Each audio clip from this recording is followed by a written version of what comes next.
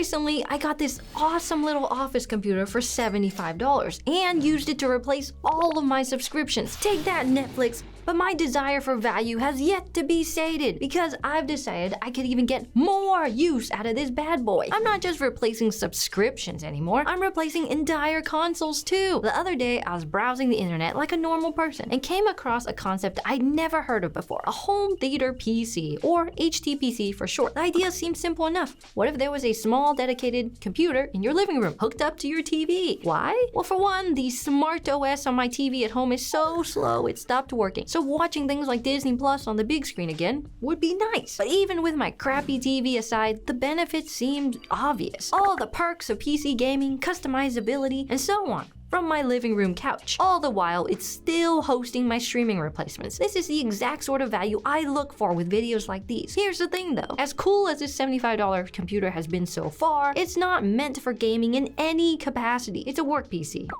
If we want to turn this into a couch-ready gaming machine, we're going to have to do a tiny bit of upgrading. We're going to need a graphics card. But wait a second. I feel like this thing is way too small to fit a GPU. But if you look inside the computer, it has a full 16x slot for a GPU. Step one on this journey was clear. Figuring out if they even make GPUs small enough for this thing. And after a bit of digging, I found that apparently these Optiplex computers come in 3 sizes: micro, small, and a regular tower size. The tower size is self-explanatory. It fit pretty much anything a normal PC can fit. The micros are super tiny and can't fit anything. Then this computer is a small form factor. Wouldn't you know it, it just so happens that some graphics card manufacturers make small form factor graphics cards. Check out this small form factor RTX 5050. That's a lot of power for a computer that tiny. Only one problem though. See this port? That's where you give the graphics card power. And the power supply that comes with this computer doesn't have that. No PCIe power cable. So is my dream of getting a home theater PC out of this tiny Optiplex dead already? I guess I could just install a new power supply, but there's a couple problems with that. For one, I want to keep this whole thing as cheap as possible. If I wanted an expensive computer, I could just build one myself. But perhaps more importantly, I'd also have to go and find a power supply small enough to fit this form factor, which is double expensive. So I did more digging, and lo and behold, it turns out there are in fact small form factor GPUs that also don't require external power. They get all their power straight from the PCIe slot. How very adult of them. So self-sufficient. At this point, the amount of GPUs on the market that meets both these requirements is pretty small. By far, the most powerful option of the bunch is this RTX 3050 from a company that Yeston. But that's a lot of power for a single PCIe slot with no external power, and I'm impressed it even exists. Unfortunately, it costs $200, which is totally fair for that level of performance. But again, I really want to keep this thing as cheap as I reasonably can. Not all hope is lost though, because an alternative exists. In the big 2025, it isn't just Nvidia and AMD duking it out in the GPU wars. It's Intel too, and wouldn't you know it, there's a small form factor PCIe powered Intel GPU with reasonable performance for only $117. Behold, the adorably named Sparkle Intel Arc A310 Eco. At 4 GB of VRAM and support for ray tracing and Intel XeSS upscaling, we should be able to get a lot of firepower out of this tiny little creature. Now look, is this thing going to be running Cyberpunk at 4K max? Obviously not. That's not what I'm going for here. But with the specs this GPU is rocking, mixed with the CPU and RAM, I'm hopeful we can emulate a boatload of retro games and maybe, if I were lucky, even crank out some cool PC games, all on the big screen. I had a plan. I had a graphics card in mind, and all that was left was to buy it and put it into this dang computer. Sure enough, the day came and I handed it off to my rider Tyson to do the deed. The good news is, installation was an absolute breeze. Popping open this computer is as easy as ever, and the only weird thing he needed to do to fit it in was swap out a side bracket. It came with a full-size one by default. All that needed were a few screws and ta-da! Tiny bracket, ready to go. From there, it was back to adult Legos. Boom! So far, my grand plan was going swimmingly, but everything was theoretical. Would this Intel GPU even work with my Linux operating system? I've heard a lot of trouble with Intel's GPU drivers. Would that bite me in the butt? Thankfully,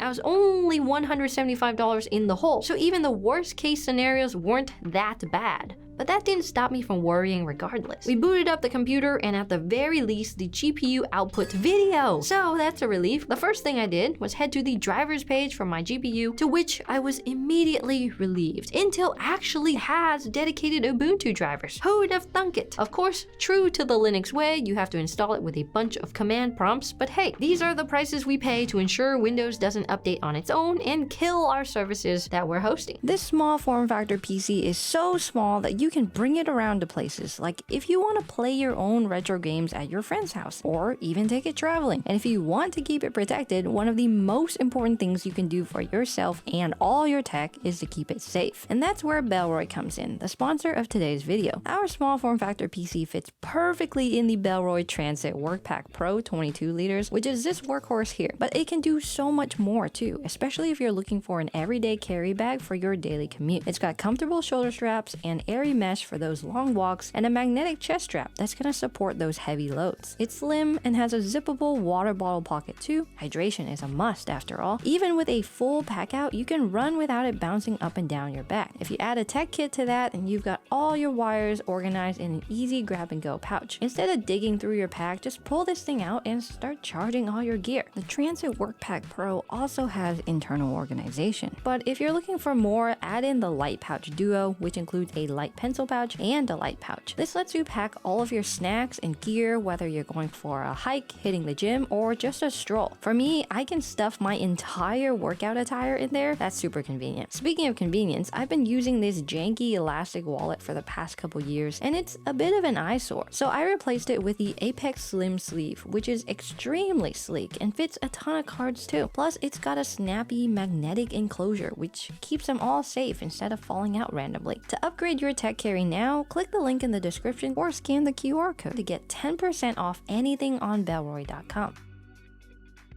With all that out of the way, the moment of truth had arrived. It was time to boot up some games and see just how much or little this machine can handle. First up, I wanted to try the bit I was most excited for, emulation. Like I said, with hardware like this, my expectations were set relatively low. We're not running GTA 6 on this thing, but that doesn't mean it's the end of the world. Emulation alone holds within it decades of some of the best games ever made. Mario Kart, Smash Bros, Final Fantasy. There's a near endless library of all-time classics that even a phone could emulate, so having that ready to go in the living room at the drop of dime sounds amazing. Thankfully, having chosen to be in Linux land still hasn't failed us yet. So after trying out a few options, I settled on good old RetroArch. That's right, they have a dedicated guide and set of commands for Ubuntu. Back in the day, emulation used to be this impossibly hard thing to set up, featuring 5 hours of trial and error and no less than 5 YouTube guides to get it working. But now, honestly, I was done with the setup in 10 minutes, maybe less. How the times have changed. For these tests, I wanted to see just how much this GPU could handle. So I went chronologically, starting with Super Nintendo. Surprise, surprise, I booted up Super Mario World, and wouldn't you know it, it handled it, no sweat. That's light work though.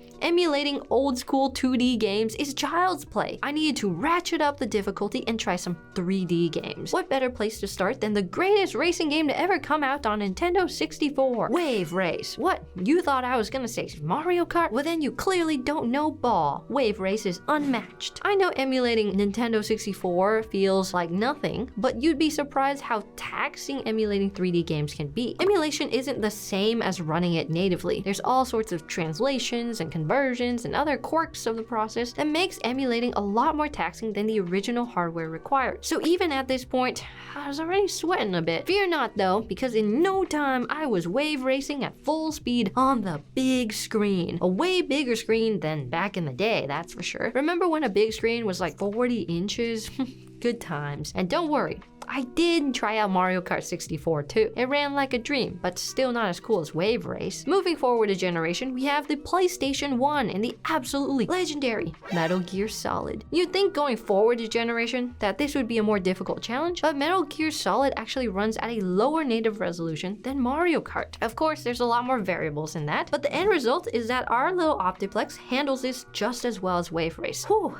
Okay, all that is already pretty cool, but it's time we step up our game. Sure, we can emulate retro games, but what about actual PC games? I tried Stardew Valley, and to no one's surprise, that went well. But we've thrown enough softballs. It's real gaming time. One of my favorite games to benchmark with is Trackmania, so I booted that up, and suddenly the limitations became apparent. At 4K with out-of-the-box settings, I was getting a whopping 5 FPS. Not playable. But come on, let's be real. Expecting 4K out of this machine is ridiculous. So just how much do we have to decrease the settings to get a good frame rate out of our ridiculously cheap home theater PC? Well, I brought it down to 1440p medium, and that was a huge improvement. At those settings, we were getting 30 to 40 FPS, which is playable. Not ideal, but playable. I'm not trying to play Trackmania at 30 FPS though, so I lowered it again to 1080p medium. With that alone, we were going between 55 and 65 FPS. Now we're talking. Like, yeah, sure, this is 1080p, which feels a bit dated at this point, but you'd be surprised how many people are still rocking a 1080p monitor at their PC as we speak. The world of 1080p is not gone yet, and with it, this PC is getting solid frame rates in this modern PC game. By the way, you've probably noticed we're shooting this footage with a camera instead of screen capture software. That is because, well, the screen is working so hard to manage those frame rates in the game that trying to use OBS at the same time makes the game and OBS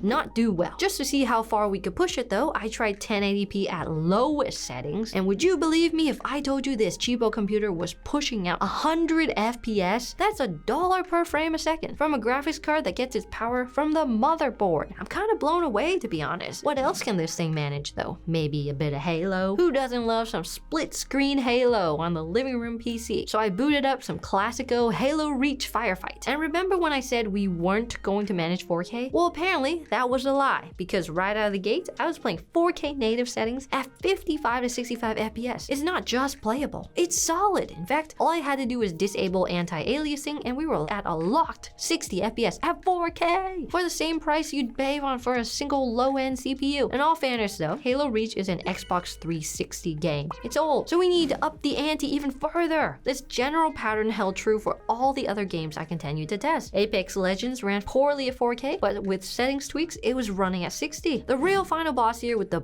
big boy of shooter games, Marvel Rivals. It's truly a modern game with a lot of impressive visual technology under the hood, so running it is the biggest task of the video so far. Even with some of the performances I'd seen, I wasn't expecting much here. I didn't even expect it to boot up. It's a $100 graphic card after all. But against all odds, believe it or not, it actually didn't run very well. It ran horribly. Have we finally done it? Have we reached the edge of what this little machine can handle? Not quite. Earlier, I mentioned this graphics card supports Intel XeSS upscaling. That's Intel's own resolution upscaler, similar to DLSS or FSR. It's not an absolutely perfect upscaler by any means. No one's beating Nvidia here, but even just enabling it in performance mode bumped up Rivals to 50 FPS or so. And looked pretty good to me. We could go even crazier. At XeSS Ultra Performance, our little machine was pushing 70 FPS. Now, to be fair, 1080p Ultra Performance means the internal resolution, it's very low, and the image looks